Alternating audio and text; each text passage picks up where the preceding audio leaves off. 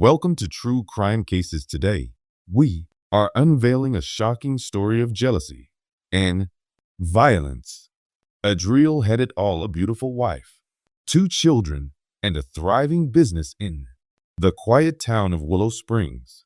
But when his wife Amora was found brutally murdered, everything changed. As Detective Araya Crane dug into the case, the secrets of Adriel's affair with the ambitious artist Rebecca Lair began to unravel, exposing a chilling conspiracy that would forever alter the lives of everyone involved. What started as a seeming perfect life soon spiraled into a web of betrayal, manipulation, and murder. Amora Vandal's life appeared perfect to the outside world. Married to Adriel, a successful businessman in the picturesque town of Willow Springs, she had everything one could want. The couple had two children, a comfortable home, and a community that admired them.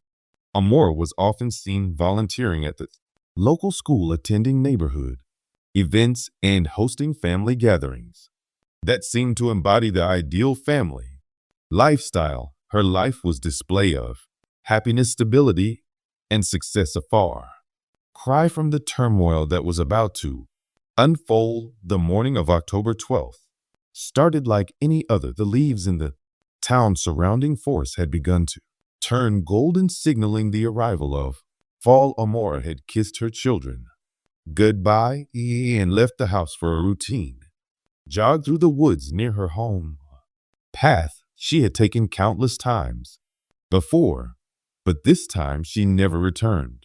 Hours passed, and when Amora didn't come back, panic began to set in. Adriel, who had been at his office in town, received a frantic phone call from the neighbor. Amora had been missing for hours, and no one had seen or heard from her. He immediately rushed home and called the police. The small town of Willow Springs, typically free of major crime, quickly found itself in the grips of a mysterious disappearance. Local officers began searching the surrounding area, but by nightfall there was no sign of Amora. Detective Araya Crane, a seasoned investigator known for her sharp intuition and keen eye for detail, was called in to lead the case. The first hours of any missing person case were critical, and Araya wasted no time. Her team scoured the forest looking for any trace of Amora, but it wasn't until the following morning that they made the grim discovery. Amora's body was found in a clearing several miles from her usual jogging route, lying face down among the fallen leaves. It was clear from the position of her body and the marks on her neck that she had been violently attacked and left to die. The scene was brutal, but what was even more chilling was the sense of personal involvement that lingered in the air. There were no signs of a struggle or signs that anyone had been trying to steal her belongings. Her wallet, phone, and jewelry were all untouched, suggesting that robbery was not the motive. It felt like someone had wanted her dead, not for gain, but for some other deeper reason. Adriel was beside himself with grief when the police arrived at the crime scene. His tearful pleas for answers echoed through the forest as he stood by Detective Crane, his face a mask of disbelief. Amora had always been the center of his world, he said, and he couldn't imagine who would want to harm her. His words seemed genuine, but Araya couldn't shake the growing suspicion that something wasn't right. As investigators began to piece together Amora's last movements, they discovered that the victim had been acting strangely in the days leading up to her death. Amora had hired a private investigator just weeks before her disappearance, but the reason behind it remained unclear. Detective Crane made a mental note to investigate this lead further. If Amora had been looking into something, then perhaps the key to solving her murder lay in whatever secrets she had uncovered. The more Araya learned about Adriel's seemingly perfect marriage. The more questions arose. Could the charming businessman who seemed so devastated have played a darker role in his wife's demise? Willow Springs had always been a town that prided itself on knowing everyone's business, but Amora's death shattered the calm facade, and Detective Crane knew that nothing in this case would be as simple as it first seemed. The investigation into Amora Vandal's murder quickly gained momentum as Detective Araya Crane began digging deeper into the couple's life. While Adriel presented himself as a distraught husband, his outward grief raised some unsettling questions. He had called the police as soon as Amora went missing, but his calmness during the search and discovery of her body seemed almost rehearsed. As Araya reviewed the initial reports, she noticed the lack of urgency in his voice, as if he already knew what had happened. It was subtle, but it didn't sit right with her. As part of the investigation, Araya ordered a thorough search of the Vandal family home. Nothing out of the ordinary was discovered in the house itself, but the contents of Amora's personal files told a different story. Among her things, investigators found a contract for a private investigator, one that Amora had hired just weeks before her death. The investigator named Ben Amin had been looking into something Adriel had kept hidden. According to the reports, Amora had suspected that her husband was having an affair. This revelation turned the case on its head. While Amora's friends and family had described her as a loving and devoted wife, there were signs that her marriage was not as perfect as it appeared. Detective Crane immediately reached out to Ben Ackerman, the private investigator, to learn more about the nature of his work for Amora. The investigator revealed that Amora had been concerned for months about her husband's behavior. Adriel had become increasingly insecretive, and Amora had started noticing subtle signs of infidelity, including strange phone calls and unexplained absences. Ackerman had found a series of messages on Adriel's phone from a woman named Rebecca, a name that was completely unfamiliar to Amora. Ben Ackerman explained that he had followed Adriel for a few weeks, gathering information to confirm Amora's suspicions. His report detailed numerous meetings between Adriel and Rebecca, often in secluded places. The affair, according to Ackerman, had been ongoing for over 6 months, and it appeared to have become more serious in the weeks leading up to Amora's death. Amora had planned to confront Adriel about his infidelity, and the private investigator believed she was gearing up for a divorce. This new evidence shifted the investigation focus. Could Adriel have been so desperate to maintain his image of a perfect family that he would go to extreme lengths to silence his wife? Detective Crane wasn't ready to jump to conclusions, but the affair gave her a potential motive. It became clear that the tension in Adriel and Amora's marriage had reached breaking point, and now with Amora dead, Adriel stood to inherit everything. The more Crane looked into Rebecca, the more troubling the picture became. Rebecca was an up-and-coming artist in the city, known for her beauty and charm. Her relationship with Adriel seemed to be a whirlwind romance built on secret meetings and stolen moments. But what was Rebecca's true role in all of this? Was she merely a mistress, or had she played a more dangerous part in Amora's murder? Rebecca, when questioned by Detective Crane, denied any involvement in Amora's death. She claimed she had no knowledge of Adriel's plans or his wife's suspicions. However, her demeanor was calm, almost too calm, and there was an air of evasiveness about her that didn't escape Reyes noticed. Could Rebecca have been manipulating Adriel for her own gain? Did she know something about Amora's murder that she wasn't willing to share as Araya continued to unravel the threads of this tangled web.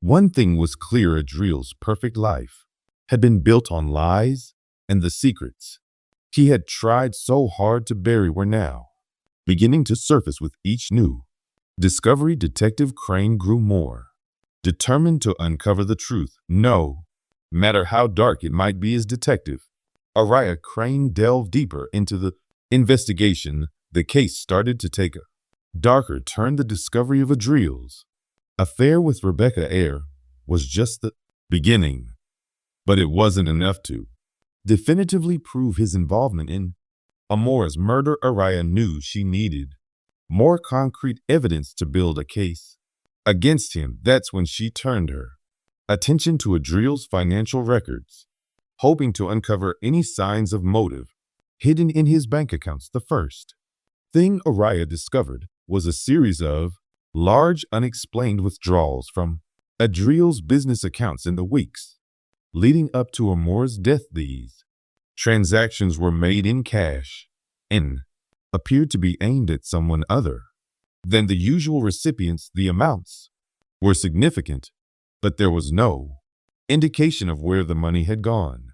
Araya's gut told her that these withdrawals weren't random, they were deliberate, and they could hold the key to understanding Adriel's actions. The next breakthrough came when Araya traced the withdrawals to a man named Daryl Catch, a local criminal with a long history of petty theft and assault. Catch had been in and out of jail for years, and his name kept cropping up in the darker corners of Willow Springs. Araya wasn't surprised to find that he had a reputation for being involved in illegal dealings. The connection between Adriel and Daryl was a crucial one, and it raised a critical question: had Adriel hired Catch for something more than just a financial transaction? After securing a warrant, Araya tracked down Daryl and brought him in for questioning. The interrogation was tense. Daryl initially denied any involvement in the case,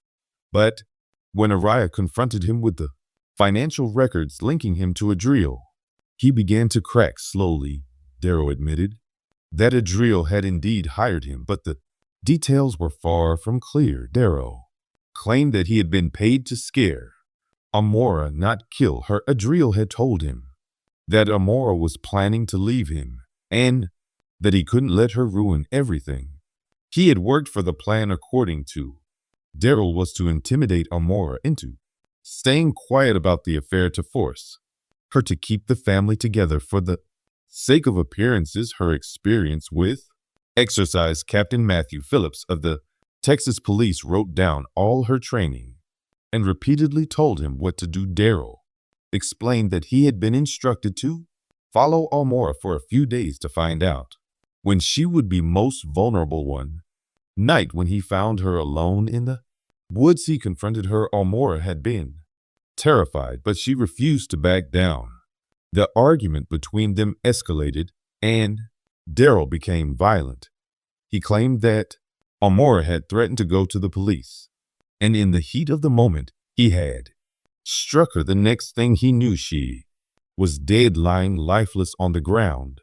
Daryl swore that he hadn't meant to kill her, but he didn't hesitate to leave her there once he realized the extent of what had happened. 3 days later, as the confession came out, Araya was stunned by the coldness of the situation. Daryl Catch had been a hired hand, but he hadn't been the mastermind. That role, it seemed, belonged to Adriel. The idea that Adriel had gone to such extremes to protect his reputation and wealth painted a chilling picture of his true character.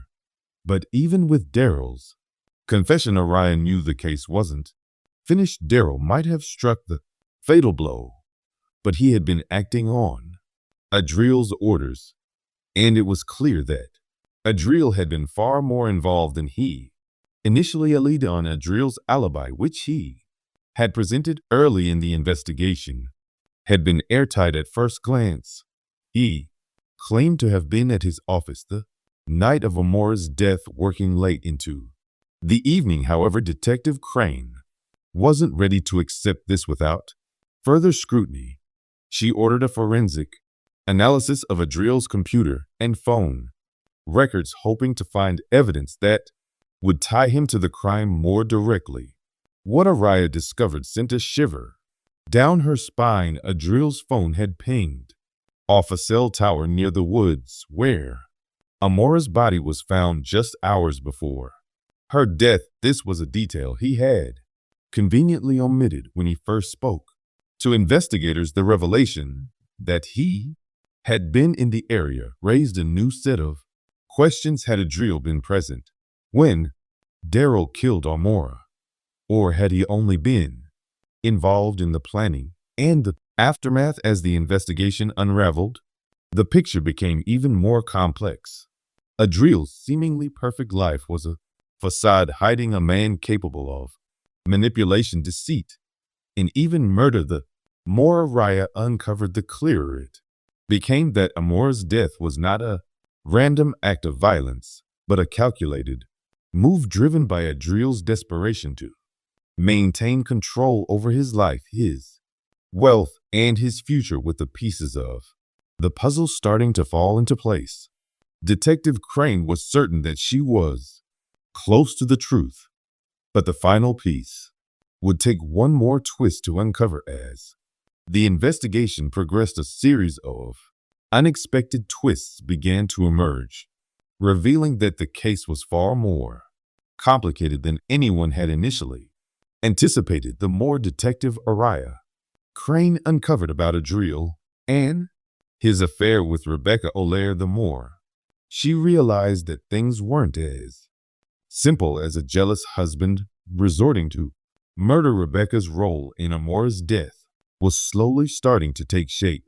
Rebecca O'Lear, the young and ambitious artist who had stolen Adriel's heart, had been at the center of a dangerous game all along. While Adriel's infidel had been the catalyst for Amora's murder, Rebecca had been the one pulling the strings behind the scenes. It wasn't just about love for her, it was about control, power, and money. Rebecca had more to gain from Amora's death than anyone had first realized. Adriel had promised her a life together once Amora was out of the picture.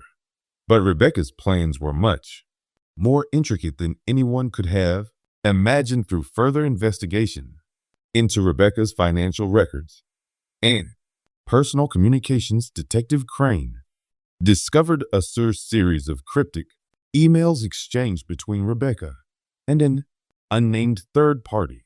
The emails revealed that Rebecca had been working with someone, possibly even conspiring to manipulate Adriel into doing exactly what she wanted. It was clear that she was not only involved in the affair, but had been secretly guiding Adriel's actions, ensuring that he would go to extreme lengths to remove his wife from the equation. One email in particular stood out. In it, Rebecca discussed a plan to extort Adriel after Amora's death.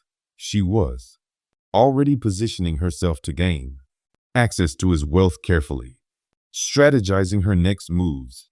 She wanted more than just a romantic relationship with Adriel. She wanted him to financially support her extravagant lifestyle, and Amora's death seemed to be the key to unlocking that future. At first, Rebecca had likely believed that once Adriel was free of his wife, he would be more than willing to provide for her. But the murder hadn't gone as planned, and the risks were far greater than she had anticipated. All too quickly, Adriel's constant absences had the opportunity to ruin everything. As Detective Crane pieced together details, the truth became increasingly clear. Rebecca and Daryl Ketch were not only acquainted, but had a history of working together. Rebecca had been the one to suggest that Adriel hired Daryl to intimidate Amora into silence. The plan, as it had been conceived, was for Daryl to threaten Amora, scare her into submission, and force her to keep quiet about the affair. But Rebecca had underestimated how quickly things would spiral out of control. Daryl's violence had led to Amora's death, but it was Rebecca who had orchestrated the entire scheme from the shadows. When Araya confronted Rebecca with this information, her demeanor shifted. The calm and composed woman who had previously denied any involvement now seemed defensive, almost agitated. Rebecca's insistence that she had never meant for Amora to die began to sound more like an excuse than a genuine explanation. She admitted to having an affair with Adriel, but she was quick to downplay her role in the crime. Her mind, she had simply been a lover caught up in a situation that had gone too far, but Araya knew better. Rebecca had been the mastermind behind the entire plot, carefully setting the stage for Amora's death so that she could claim what she believed was rightfully hers. As the investigation unfolded, it became clear that Adriel had been manipulated not only by his own desires, but by Rebecca's cunning. She had used his vulnerability and fears to control him, making him believe that their life together would be perfect once Amora was out of the way. In the end, however, Adriel had been just as much a victim of Rebecca's manipulation as Amora had been. The shocking realization that Rebecca had been playing a dangerous game all along stunned Detective Crane. The affair, the murder, and the conspiracy to extort Adriel for financial gain, all of it had been orchestrated by someone who was willing to stop at nothing to achieve her goals. But Rebecca wasn't the only one to blame. Adriel's desperation to protect his wife, his image, and his future had led him down a dark path, one that ultimately led to his wife's brutal murder. The final piece of the puzzle came when Araya uncovered one last damning piece of evidence: a series of phone calls between Rebecca and an unknown accomplice, detailing a plan to frame Adriel for the crime. Rebecca had realized that if the murder investigation pointed back to Adriel, she could use the chaos to further manipulate him into giving her what she wanted. She had intended to play both sides, ensuring that she came out on top, no matter the cost. With this revelation, the case against Adriel and Rebecca grew stronger. Adriel had been responsible for hiring Daryl, but Rebecca had masterminded the entire plot, using both men as pawns in her game. The investigation was far from over, but Detective Crane was closing in on the truth. Each new piece of evidence revealed just how deep the betrayal went and how far these two individuals were willing to go to get what they wanted, no matter the cost to others. The final phase of the investigation arrived with a grim sense of inevitability as the evidence against Adriel and Rebecca piled up. Detective Araya Crane knew that the trial would be long, complex, and full of surprises. Amora Vandal's brutal murder had shattered the quiet town of Willow Springs, and the truth that had emerged from the shadows was even darker than anyone had imagined. The case had revealed the depths of deception, manipulation, and betrayal that could exist within a seemingly perfect family. The law, Adriel, once seen as a successful businessman with a loving family, was now the face of a tragic and carefully orchestrated crime. He had been the one to hire Daryl Ketch to intimidate his wife, but it was Rebecca, a lair, who had masterminded the entire scheme, pulling the strings from behind the scenes. The affair, the financial manipulation, the conspiracy, all of it had been carefully planned with no regard for the consequences of their actions. Amora had been nothing more than a pawn in their game, a woman whose life was tragically cut short because of the selfish desires of two people who were willing to do anything to get what they wanted. Adriel's trial was a public spectacle. He entered the courtroom with a blank expression, his once confident demeanor now replaced by a man on the brink of losing everything. The evidence was overwhelming, and as the prosecution laid out the details of the case, it became clear that Adriel's role in his wife's murder was undeniable. The large financial withdrawals, his involvement in hiring Daryl, and the incriminating evidence found on his phone all pointed to his guilt. Yet despite the mounting evidence, Adriel's defense team clung to one argument he had not intended for. Amora today. Sabina's trial, on the other hand, was even more disturbing. While Adriel had been manipulated by his own desires and weaknesses, Sabina had been the true architect of the crime. Her role in the affair, the extortion plot, and her manipulation of both Adriel and Daryl made her just as guilty, if not more so. Sabina's defense was flimsy at best, claiming that she had never meant for Amora to be killed and that she had simply been a victim of circumstance. But Detective Crane knew that this was a lie. Rebecca had been the one to pull the strings, the one who had carefully crafted a plan that left no room for failure. She had used Adriel's weaknesses and desires to her advantage, and when things went wrong, she had tried to cover her tracks, manipulating investigation to shift the blame onto him. As the trials progressed,